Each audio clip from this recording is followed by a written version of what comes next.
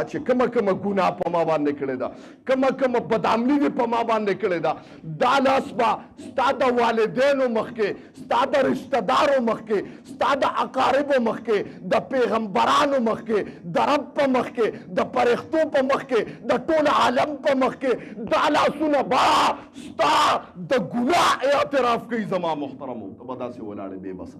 د برده شریف یو دغه لیکلې ده، یو عالم لیکلی د ویدی بیمارو گویا پالج والے بردا قصیر بردا د نبی علیہ السلام مبارک په ذات کې اشعار لیکلیو، مولا یصلی وسلم دائما ابدا. دا اشعار لیکلیو اکثر به تاسو اورئ. وی دغه اشعار ما ولیکل، ما ووی وی دا به مې وی د نبی علیہ السلام مبارک په زیارت باندې او د نبی علیہ السلام په دغه کې وی یو شپې له ادوم چې قصیده مې ولیکله، آقای نامدار محمد مصطفی صلی الله علیه وسلم مبارک په خوب کې راغی. و کم صادر چې د نبوت په اوږو باندې پروت و، هغه صادر یې په ما باندې وغوړو، ما ته وی پاسه.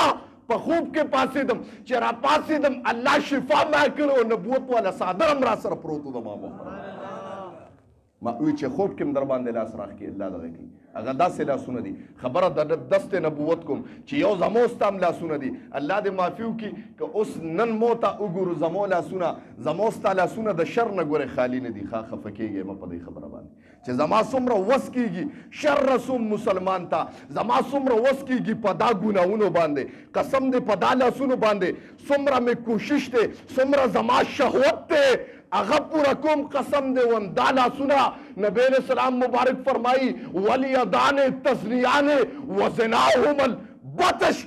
دا لاسم ګناه کوي، د دې ګناه غلط نیول دي، غلط استعمالول دي، د مسلمان په حق کې غلط استعمالول دا غلطه ګناه ده. زما محترمو او دا لاس په زمو ستا په د قیامت پر ورځ باندې قرآن کې الله فرمایي سوره یاسین کې ونختم علی افواههم وتکلمنا ایدیهم. قرآن کې فرمایي الله د قیامت پر ورځ به ته غلې دا لاسونه به تا باندې ګویا شي. الله فرمایي ونختم علی افواههم، په خولو باندې به درله مهر ولګم، وتکلمنا بایدیهم، او دا لاسونه به پتا ګواهي شروع کړي، ته به اواز وکړي لاسونو ته ظالمانو ځان له خپله په عذاب دپاره دعوت کوي، خپله جهنم ته دعوت کوي.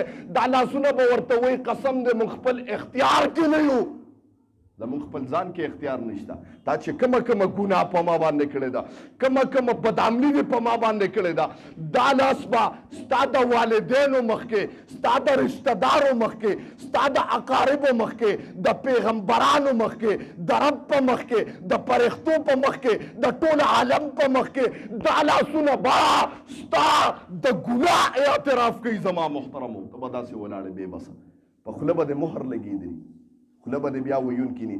ته خو که اوس ګناه وکې، غلا وکې، دوکه وکې، نو ځان له پټې په دا خوله باندې جوړ کې قسمونه او قرآنونه پې وخورې. یاره جي قسم دې که ما دا کار کړي، قسم خورم که ما دا کار کړي، پټې وله په دا خوله باندې ولګې، لیکن په دا خوله به الله د قیامت پر ورځ پټې ولګوي. زما محترمو تا دا سوچ کړی دی، تا دا تصور کړی دی، او دا لاسونه او دا اندامونه به پتا باندې ګویا نشي. بیا به څه کې ما خبره د دست کوله چې یو زمو ستا لاس دی چې د شر نه خالي نه دی. زما محترمو یو زمو ستا لاس دی چې د ګناه نه خالی نه دی، یو زمو ستا لاس دی چې د بې خیرۍ نه خالی نه دی. یو ما خبره د دست نبوت کوله د آقای نامدار محمد مصطفی صلی الله علیه وسلم علیکا یا حبیب سلام علیکا صلوات اللہ